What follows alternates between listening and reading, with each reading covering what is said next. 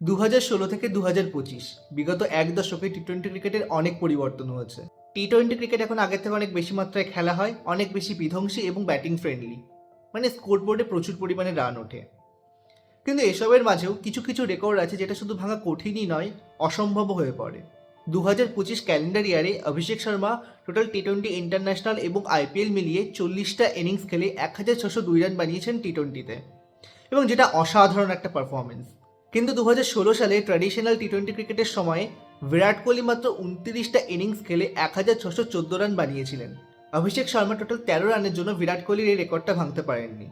এর আগে 2022 সালে সূর্যকুমার যাদবও পুরো 2022 ক্যালেন্ডার ইয়ারে 1503 রান বানিয়েছিলেন।